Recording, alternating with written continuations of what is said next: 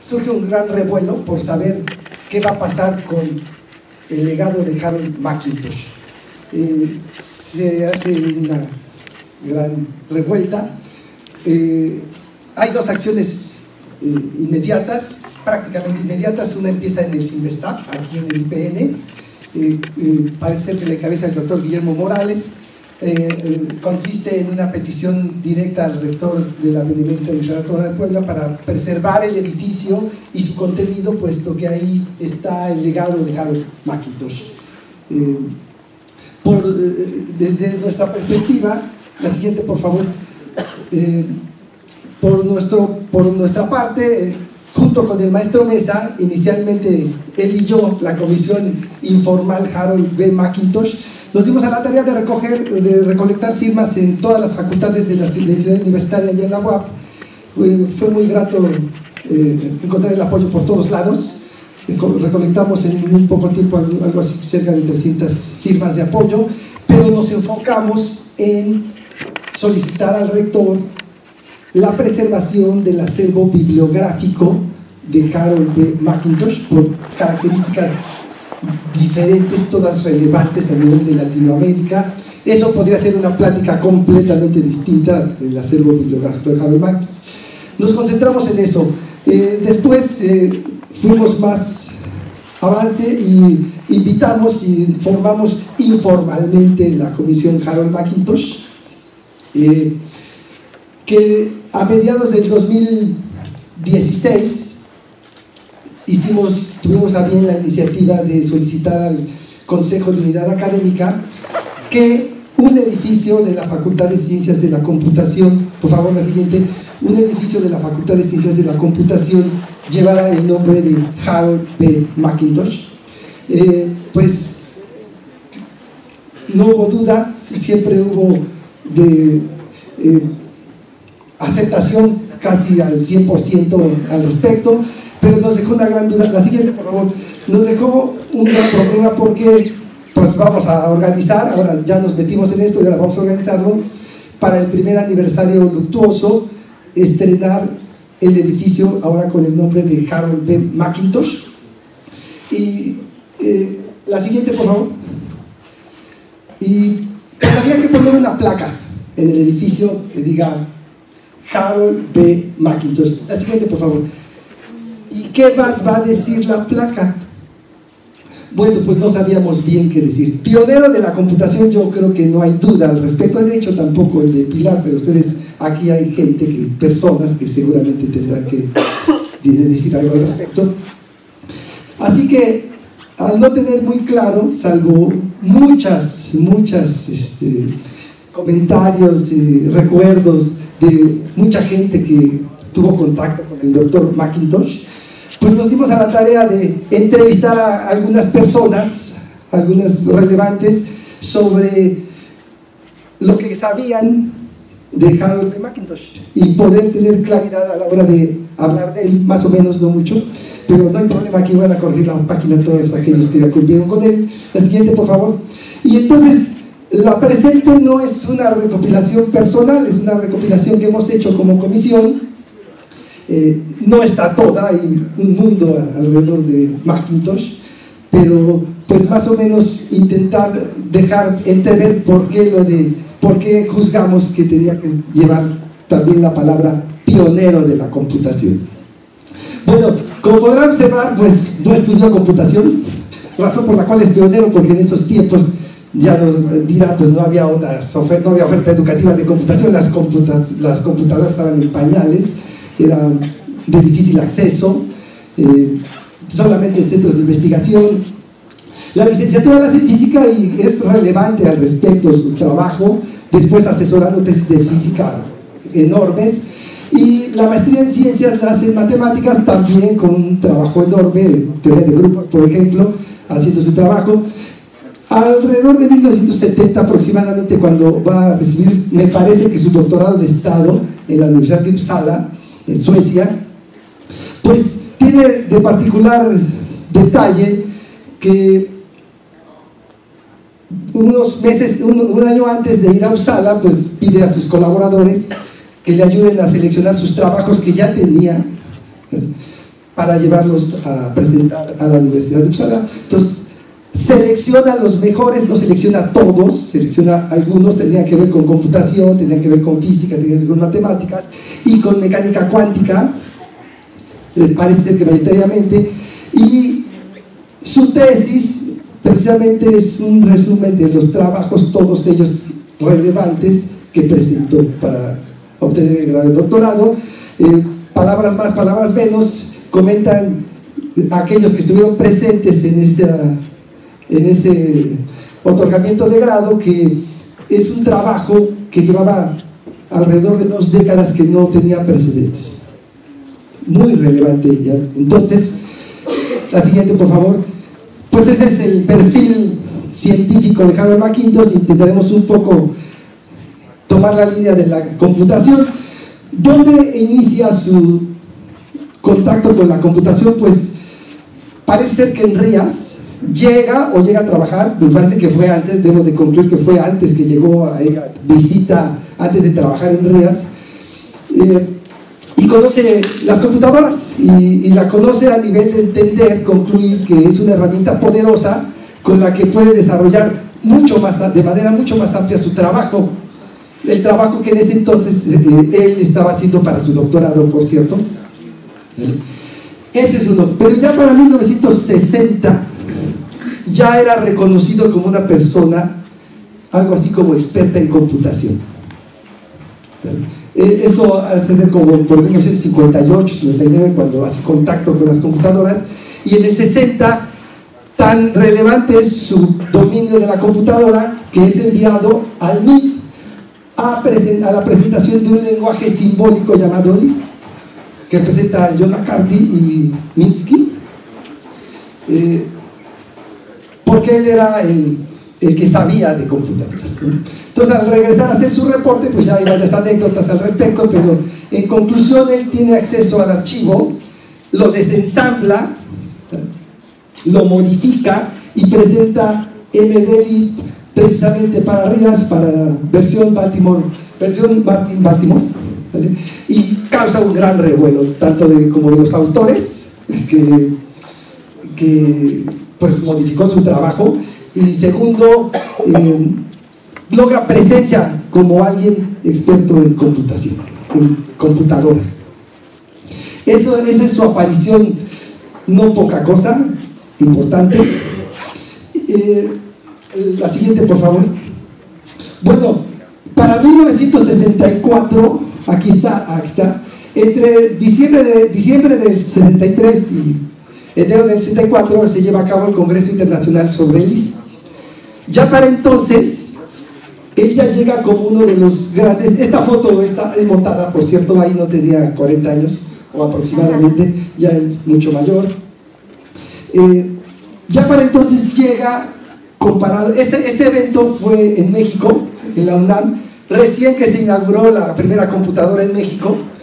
En el 58, estamos hablando de los 60 años de la computación en México, por cierto, cerca de los 2 años después, proponen, el ingeniero Beltrán le pide me parece que a Robert Jentz, a uno de los alumnos de McIntosh, esa persona estaba en la UNAM, y le pide pues personas que conozcan para hacer este Congreso Internacional de Lisp. Tan relevante es que hay una nota que dice cuando Lisp escapa del PIT, del Instituto Tecnológico de Massachusetts. ¿Qué relevante tiene McIntosh, perdón? Pues está al nivel de ellos, y además tres de sus alumnos en ese momento también participan como conferenciantes en el tema de Lisp. Ya era en ese momento considerado un experto, un importante conocedor de Lisp.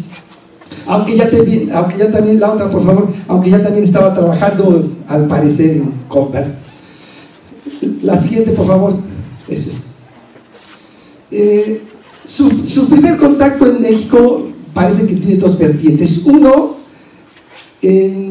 cuando viene al Congreso Internacional, el evento internacional sobre Lisp, pero antes, al parecer, pues, palabras del doctor Guzmán Arenas, él, estando en la Universidad de Florida, recibe a un grupo de México, del Politécnico Nacional, que fueron a capacitarse en el manejo de la computadora, me parece que IBM 709, maestro Mesa, sí, bueno, perdón la precisión, pero una computadora IBM que acababa de regalar al Instituto Politécnico Nacional. Y entonces fueron un grupo, 3 o 4, 2 maestros y un alumno, por ahí así, a recibir capacitación, y ahí es donde empieza el contacto con Guzmán Arenas, y después del evento sobre el ISP, pues es invitado a trabajar en la UNAM.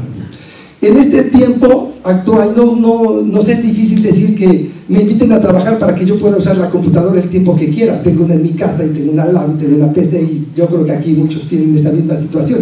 Pero en ese tiempo hay que situarse en que las computadoras pues no estaban en las casas, eran unas cosas enormes que requerían todo un tratamiento, y no había forma de estar ahí mucho tiempo en ella porque había varios usuarios y todos querían su hora o su tiempo de máquina. Entonces a Macintosh pues le ofrecen tiempo ilimitado de máquina, y pues con eso llegó a México. Al mismo tiempo también ingresa al Centro Nacional de Cálculo aquí en el IPN. Trabaja conjuntamente, no solo acá, sino en todos lados. Tenía una casa pues separada en el IPN, en Salazar después, en la UNAM, en Puebla, en todos lados tenía su biblioteca. Por cierto, esta fue parte del proceso de su biblioteca. La siguiente, por favor.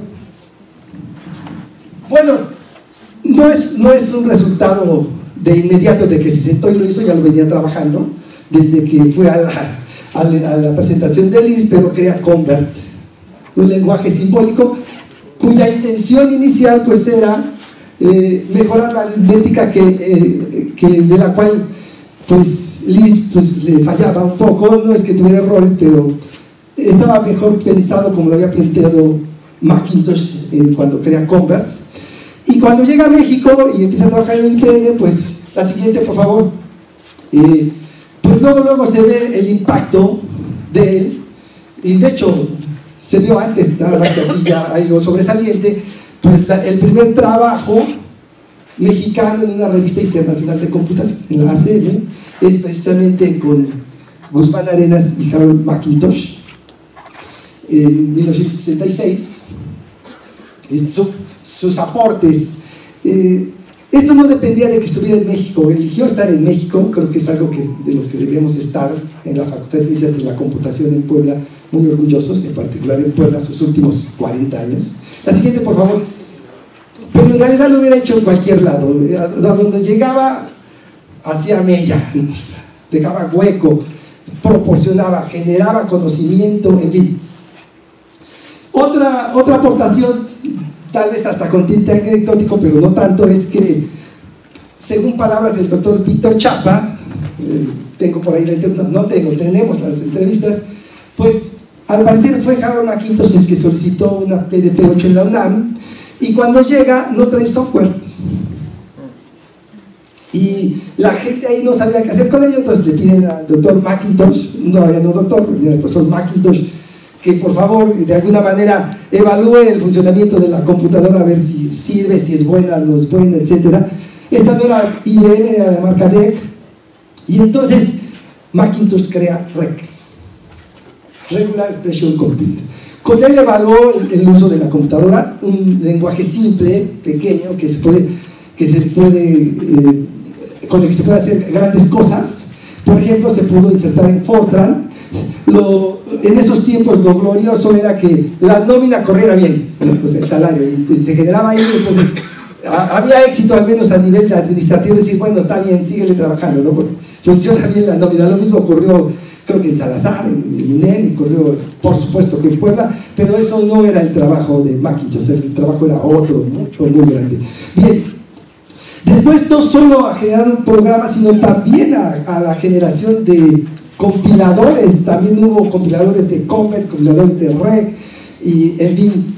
La siguiente, por favor.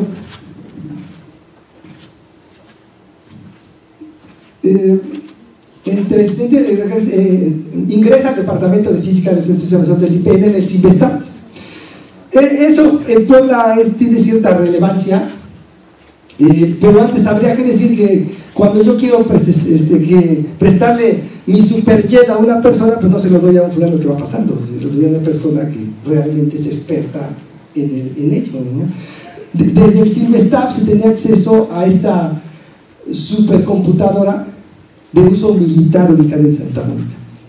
Obviamente el contacto fue a través de Harold Macintosh y se tenía acceso desde acá vía teletipo. Y ya lo anecdótico es que dicen que si iban a hacer algo físico con ella, presencial, pues les ponían su guardia, ¿no? Una escolta que los andaba persiguiendo en el baño, en todos lados, tenían que llevar. No es para menos, si era una supercomputadora de las más poderosas, él tenía acceso a eso porque era reconocido, no solo aquí en México. La siguiente, por favor. Bueno, discúlpenme, pero tenemos que hablar de Puebla porque no se puede hablar de Macintosh sin 40 años que estuvo en Puebla, así es que eso ocurrió. Resulta que Virgilio Beltrán, hermano de ingeniero Beltrán, está como director en esos tiempos en la Escuela de Ciencias Físico-Matemáticas de la Universidad Autónoma de Puebla, en este tiempo universidad nada más, a secas, y entonces lo contacta Macintosh y le pide que le envíen 3 alumnos para darles un seminario sobre Convert, sobre su lenguaje, sobre Convert. Van Isidro Romero, Evodio López Rojas y Ignacio Pérez Landa. ¿Vale? No fue único evento, regresan porque pues en Puebla se cosieron las habas muy grandes, y entonces el Colegio de Medicina, la Escuela de Medicina, con 500 alumnos, va con antorchas y palos y todo, y saca a todos los alumnos de físico-matemáticas, que eran una gran cantidad de 50. Entonces les tocó como de a 10, ¿no? En fin, queman puerta, queman todo, cierran el colegio de física y los alumnos no tienen donde estudiar. Algunos fueron alojados en la UNAM y otros, como el maestro Mesa, el doctor Isidro, Evodio y algunos otros, forman lo que se conoció aquí en el IPN como el Grupo de Puebla. Perdón, ¿su nombre? Antonio de Ita, también uno de los del Grupo de Puebla. Ok, entonces se viene a trabajar con él y se genera un gran apego porque empiezan a trabajar mucho con Harold Macintosh. Por supuesto que Macintosh trabajaba con otras personas. La siguiente, por favor. Para 1972 ingresa al Instituto Nacional de Energía Nuclear. También ese instituto tenía un poco de haber sido creado, me parece, tengo entendido. Le seguimos, por favor. Más. Pues ahí está su credencial. Esta sí es la edad más o menos que tenía. Ahí andaba por los 40 años, ¿verdad, maestro Mesa? Bien, la siguiente, por favor. Bueno, pues a donde llega, hace hueco, allá crea Plot, paquete de grafización creado por Harold Macintosh en el INEM y que fue súper conocido, fue de uso todavía en Puebla, en la UNAM, en todos lados era usado, era un referente, pero pues no era suficiente. Le seguimos, por favor. Algo que cuando estoy viendo ahorita la presentación sobre autómatas, dice, de lo poco que uno entiende, es que Macintosh consideraba que las gráficas eran una gran herramienta. La herramienta visual de representar gráficamente para él era muy poderoso. Por ejemplo, los hexágonos que estuvo trabajando con ellos, que los llevó al límite. En fin, la siguiente, por favor. Y ya esto, con tinta anecdótico, pero de pilar de computación, pues está el hecho de que lo platica Pedro Hernández, miembro del Departamento de Aplicaciones de Microcomputadoras allá en el Centro de Cálculo, nosotros conocemos como Centro de Cálculo allá en Puebla, que Macintosh va a la Universidad de Utah. Allá él no tenía ningún problema en darle el archivo a quien sea de Plot o de cualquier otro programa, pero le comunican que ya le han hecho mejoras importantes a Plot. De hecho fue Nelson Vivier, y estando allá en Utah le dice, bueno, pues denme, pásenme una copia, nada más que pues no existían las memorias, ¿no? Una de 32 megas, en fin, no había memoria suficiente. Entonces habla por teléfono desde allá al centro de cálculo y dice, oigan, ¿se acuerdan que compramos una tarjeta que es una paladora acústico, etcétera? Sí, pues conéctenla. Ahí les va Plon, la nueva versión. Y entonces dice, pues un revuelo porque conectando, siguiendo instrucciones, y también la computadora en Puebla pues no tenía tanta memoria, entonces tuvieron que hacer la impresión del archivo para después capturarlo, ¿vale?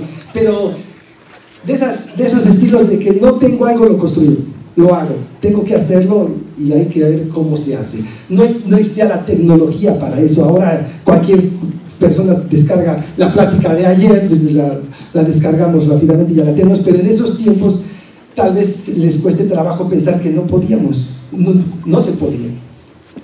Ok, continuamos por favor.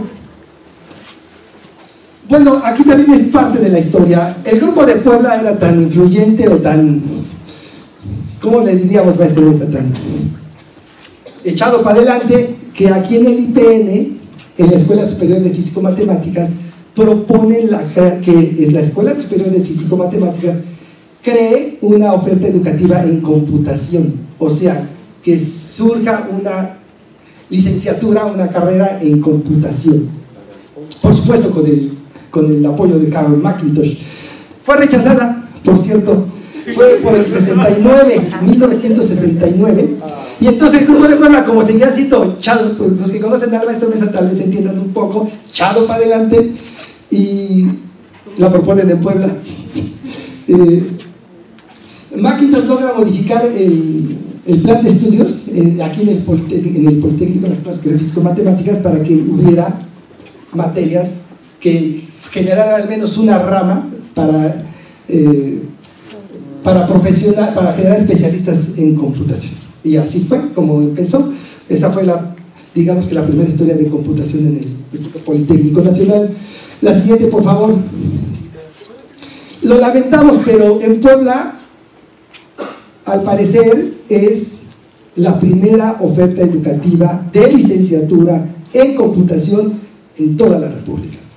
Y quienes digan que no, pues sí, han de tener razón, pero había especialidad en computación a nivel posgrado, maestría, alguna rama por ahí, ¿vale? Pero computación como tal, al parecer, queremos presumir, y tal vez hasta tengamos oídos sordos si nos quieren decir lo contrario, es que fue en Puebla donde se generó. El plan empezó con el centro de cálculo que se iba a hacer en Puebla, y para ello pues también va de la mano la creación del Colegio de Computación. Todo, por supuesto, asesorado, dirigido por Harold McIntosh. Aquí tenemos ahí algunas primeras que Fortran 1, de hecho, quienes conocen a Mackintosh saben que era Fortran 1, luego Fortran 2, luego Fortran 3, luego Fortran 4, y así también para el cálculo 1, 2, 3 y 4, y en fin. Ok. Todo desde la perspectiva de Mackintosh. Por supuesto que el doctor Isidro Romero a partir de 1972 se encarga de ser el coordinador, el director del centro de cálculo, el que lo crea, el que lo inaugura, en fin, seguimos por favor. Y bueno, pues aquí en la foto icónica ya no se ve, pero Mackintosh ha de andar por acá. Perdón, ahí está. Ok, la nómina de la UAP, como les decía, pues se corre en Fortran. Ya tenía algunas modificaciones que le habían hecho. Como funcionaba en el INEM, Isidro Romero, el doctor Isidro Romero la adapta para la nómina de la UAP. Ahora benemérito de la Universidad Autónoma de Puebla, en este momento Universidad Autónoma de Puebla.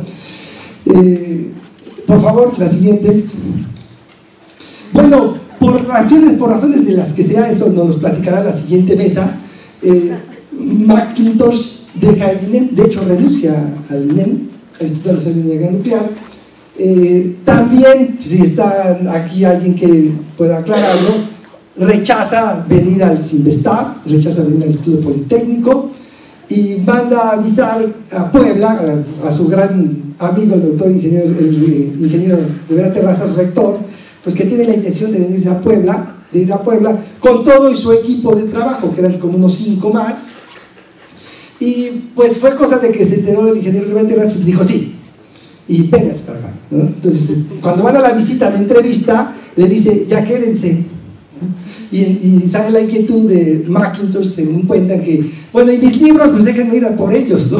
Voy a México, voy a Salazar, voy a la UNAM, voy al Puebla, donde están todos mis libros, y ya todos quedaron recopilados en Puebla. Todos.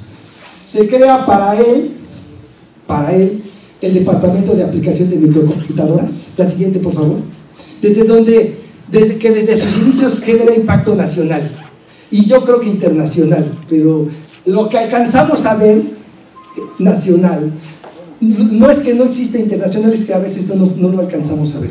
O sea, de repente vemos un edificio tan alto, muy pegados, que pues no vemos el final, solo vemos que está alto desde nuestra perspectiva.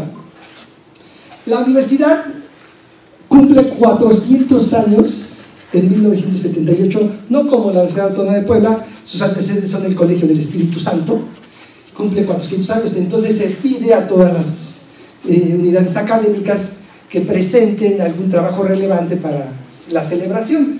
Y Macintosh presenta el proyecto, no el proyecto, primero inaugura los cursos de verano que tan famosos fueron en todo el país. Aquí en el Instituto Politécnico y en la UNAM era cada año llegar alumnos, estar 2 meses ahí, trabajar con Macintosh y con sus colaboradores. Y en particular el primer año, que fue construir una microcomputadora. Ahora cualquiera diría, pues vamos aquí a la plaza pirata de computación y te armó una, pero en ese momento no. A tal grado que estas computadoras que sí funcionaban y que los que llegaban y armaban la suya se la podían llevar a su casa, era su PC, ¿vale? A tal grado que fue la primera vez que ocurrió en el país un fenómeno de esta naturaleza, hacer una computadora, ¿vale? La computadora tenía marca, se llamaba UAP 400. ¿Vale? Después llegó el proyecto de intentar hacer computadoras para el consumo de casa. De hecho hubo 3 proyectos, relevantes. Uno fue aquí en el Politécnico, otro en la UNAM, y que sobresale el del Centro de Cálculo con Harold Macintosh, que presentaba características de hardware, de software, un poco por encima de las otras propuestas. Todas fracasaron, eso es un hecho, no por los creadores, sino por el sistema económico, que las empresas pues como que sí pensaban, ¿no? Sí tenían un poquito de dinero. Y de hecho sí circularon algunas computadoras de estas, todas alambreadas, dicen que había que ponerle ahí un ventilador externo, pero funcionaban en distintas unidades académicas de la universidad. En la administración dicen que había 2 o 3. Por ejemplo, comenta que la persona de fisiología también fue al curso de verano y como sirvió su computadora, pues se la llevó a su laboratorio para seguir trabajando con ella en su especialidad. Así es que tuvo de nuevo un gran impacto que hubiera hecho aquí o en cualquier otro lado. La siguiente, por favor. Bueno, para 1984, y me estoy saltando muchos años, desensambla el Fortran para Microsoft.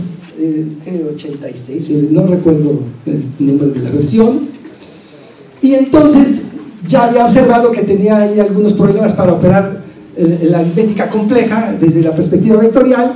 Bueno, pues lo desensambla y le aporta eso, implementa la construcción de una tarjeta para procesar aritmética compleja. Sí, ya los niveles de Macintosh hace años fueron superados por aquello de un simple usuario, ¿no? Era llegar, examinar el camino como un pionero, lo que hay, recorrer por primera vez caminos y crear caminos y sostener para los que vienen un pilar. Eso es lo que creemos. La siguiente, por favor. Bueno, pero ya esto es más fácil, no porque lo explique yo, sino porque ya hubo alguien que lo explicó y vendrán otros que lo expliquen. Para muchos, y para mí en particular, pero para muchos, el trabajo más relevante de Harold Macintosh es en autómatas celulares. Ese es el trabajo más importante. Voy a ser muy pobre ahora que lo acabo de ver con la presentación. Voy a ser muy pobre en decirlo, solamente voy a dedicar algunos detalles. Por favor, la siguiente. desde que conoce el juego de la vida, despierta mayoritariamente su interés, pero desde antes ya tenía contacto con los autómatas en general. Ya tenía eso. La anécdota aquí respecto a Life es que el mismo Martin Gardner reconoce en Harold McIntosh una persona con una gran capacidad para los autómatas. Ya, desde ahí, creador. La siguiente, por favor. Pero el impacto llega. No sé si en 1984, un poquito antes, Stephen Wolfram publica su clasificación de los autómatas celulares unidimensionales, los pone en 4 categorías. Y explica la 1, la 2, la 3, y entonces cuenta que Harold McIntosh decía, es que la 4 es básicamente el tiradero de basura, o sea, lo que no encaja en la 1, la 2 y la 3 lo manda a la 4, ¿sale? Y entonces se pone a trabajar al respecto, hace observaciones por algunos autómatas de esa familia 4 y empieza a impactar. Me parece que empieza por la regla 54, por favor. Y ya desde ahí llega y se planta como uno de los especialistas en autómatas celulares, ¿vale? ¿Qué generó? Pues generó software. Aquí no voy a presumir eso porque ni lo traigo, pero aquí está el doctor Genaro, aquí está quien ha hablado y nos van a decir todo lo que se generó alrededor de software y de autómatas celulares. Pero la mención que nos hace el doctor Genaro sobre Burton Borges, experto en autómatas celulares, pues que se convierte en un referente Macintosh para estudiar autómatas celulares, sus métodos. Yo me imagino, estaba escuchando no solo estas sino otras pláticas antes de venir acá, y me imagino que uno dice en matemáticas, a ver, vamos a usar la serie de Taylor. Pues ya llegó para quedarse. Taylor es el propietario de la serie de Taylor, ¿no? Y entonces algunos métodos así como la visualización por mosaicos y otras cosas pues se quedan porque son de Macintosh y ya son usadas y se convierten en referente. La siguiente, por favor. Bueno, y el gran pleito que lo tuvimos el año pasado, personalmente Stephen Wolfram platicó al respecto en el segundo aniversario allá en la Facultad de Computación, pues Matthew Cook, no sé si llamarle alumno de Stephen Wolfram, pues se adelanta diciendo que la regla 110 es capaz de corregirse, pero no lo argumenta. La siguiente, por favor. Pero Macintosh sí lo argumenta, digamos que se puede entender como conclusión de toda su publicación, ¿vale? Que la regla 110 sí es universal, lo cual es un parteaguas en la regla 110. Una cosa es pensar, ¿sí?, que lo es, y otra cosa es comprobar que lo es. Y de nuevo se pone entre los más grandes. La siguiente, por favor. Ya no es que se ocupa una posición en el mundo de los autómatas celulares, llega a la cima de los autómatas celulares con la importancia de esto. Con los grandes ya no puede bajar. La otra, por favor. Y su aporte, que cambia el parteaguas en el estudio de los autómatas celulares, es estudiarlos a través de la perspectiva como un problema de mosaicos.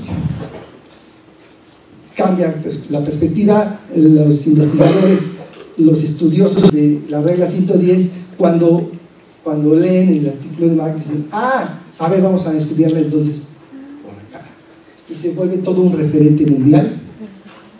El estudio de la regla 110 a través de la perspectiva gráfica de mosaicos. La siguiente, por favor. Bueno, todo el trabajo seguramente ya lo conocen, no dejé la imagen al respecto. Su libro, bastante aplaudido. Habría quien decía que ya era necesario que escribieras algo, etcétera, y no estoy hablando de las personas que estamos ahí un poco leyendo, sino de los grandes, pidiendo que ya hubiera un documento, un libro donde apareciera todo este trabajo Macintosh. La siguiente, por favor. Bueno, les platiqué que iniciando el maestro Mesta y yo anduvimos pidiendo que se preservara el acervo bibliográfico de Harold McIntosh. La otra iniciativa, la de preservar el edificio, pues ya fracasó. En este momento Estamos intentando sacar toda la comisión de algunas tarjetas perforadas ahí como para de museo, pero el edificio ya no va a ser el mismo, se va a transformar. Nos han comunicado que cancerología, una cosa así, ya, se acabó. Pero lo que sí se pudo conservar es la sala Harold Mackintosh, donde está su acervo bibliográfico. Esa se inauguró, no sé qué día, pero fue hace unos meses, maestra Carmen. Dos meses, 3 meses se inauguró la sala Dr. Harold B. Mackintosh, como parte del reconocimiento que la universidad tiene hacia él, y pues por agradecerle que se haya querido quedar en el. La siguiente, por favor. Bueno, algunas entrevistas de las que estoy presumiendo conocimiento, y si es muy mal el conocimiento, pues les pido una disculpa, pero hicimos algunas entrevistas, pláticas grabadas, en algunos casos videoconferencia. Empezamos por el centro de cálculo, luego fuimos algunas personas de físico-matemáticas, Isidro Romero, José Luis Mesa, Alberto Licona, el doctor Víctor Chapa, Guillermo Morales, Adolfo Guzmán Arenas, Gerardo Cisneros, y en Puebla también Graciano Cruz Almanza. Bueno, nos alimentamos un poco de ellos, y es como estamos en ese intento muy difícil de establecer una biografía de Harold Mackintosh. No sabemos cómo, porque para donde se va uno, por ejemplo, en su acervo bibliográfico, pues ya se puede uno perder en la temática que hay ahí. La siguiente, por favor. Bueno,